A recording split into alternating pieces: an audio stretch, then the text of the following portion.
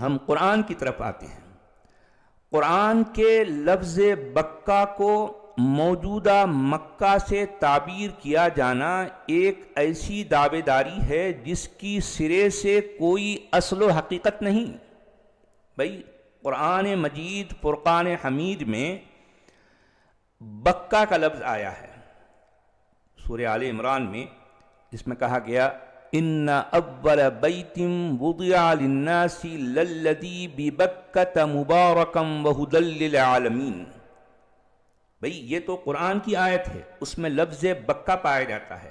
اب ہمارے تمام مفسرین، تمام مترجمین جو قرآن کے ٹرانسلیٹرز ہیں، ان سب کا یہ دعویٰ ہے کہ قرآن کا یہ بکہ اصل میں موجودہ مکہ ہے۔ یہ دعویٰ ہے بھئی، دعویٰ جو مرضی کر لو، لیکن یعنی قرآن کے لفظ بکہ کو موجودہ مکہ سے تعبیر کیا جانا ایک ایسی دعوے داری ہے جس کی سرے سے کوئی اصل و حقیقت نہیں، کوئی حقیقت نہیں ہے اس کی، صرف ایک دعویٰ ہے، نرا دعویٰ ہے یہ، اس سے زیادہ اس کی کوئی حیثیت نہیں۔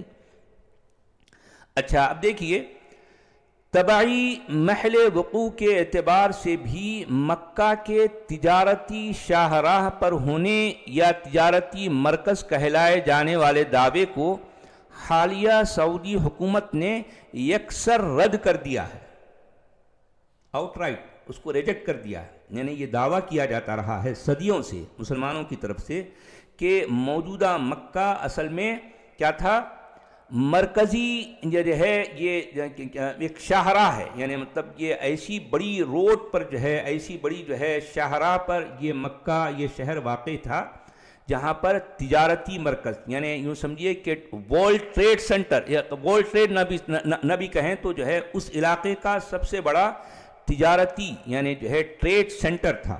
یہ دعویٰ کیا جاتا رہا ہے صدیوں سے، لیکن اس دعوے کو حالیہ ابھی جو موجودہ سعودی حکومت نے اس کو آؤٹ رائٹ ریجیکٹ کر دیا ہے، اس لیے کہ وہ یعنی اس کو پتہ ہے، موجودہ سعودی حکومت کو پتہ ہے کہ یہ دعویٰ یعنی سرے سے کوئی ثبوت نہیں رکھتا، اس لیے انہوں نے کہہ دیا کہ نہیں، یہ جو ہے اس طرح کا حقیقت سے اس دعوے کا کوئی تعلق نہیں۔ اچھا، مصادر اسلامی یعنی جو اسلامک سورسز ہیں ان کے اکارڈنگ موجودہ کعبہ نامی چوکور پتھریلو کمرہ، یعنی جس کمرے کو جس چوکور جو ہے ڈبے کو کعبہ کہا گیا ہے، حالانکہ قرآن کا الکعبہ کیا ہے اور کیا نہیں ہے میں ابھی کچھ دیر بعد آپ کو بتاؤں گا، لیکن ابھی جس چوکور کمرے کو کعبہ کہا جاتا ہے یا کہا گیا ہے، تو یہ پتھر کا بنا ہے، مٹی اور گارے اور پتھر کا بنا ہے، تو اور ظاہر بات ہے اس کو انسان نے بنایا ہے۔ جو آثار ہم کو ملتے ہیں موجودہ کعبے کے، اس کو تو انسان کے بنے ہوئے ہیں، اس کا جو ہے کوئی آسمانی جو ہے سلطانی سے کوئی تعلق نہیں ہے بھائی۔ یعنی کعبہ کے اندر میں خود گیا ہوں، یہ 1982 کی بات ہے، ظاہر بات ہے اس وقت میری عمر 16 سال تھی اور پھر اتنا مجھے کوئی شعور نہیں تھا، ہم بھی ایک عام مومنوں مسلمانوں کی طرح ایک مسلمان تھے، تو گئے اور جو ہے اندر میں نے 6 رکعت نماز پڑھنے کا مجھے موقع ملا، یہ کسی اور موقع پر میں آپ کو بتاؤں گا۔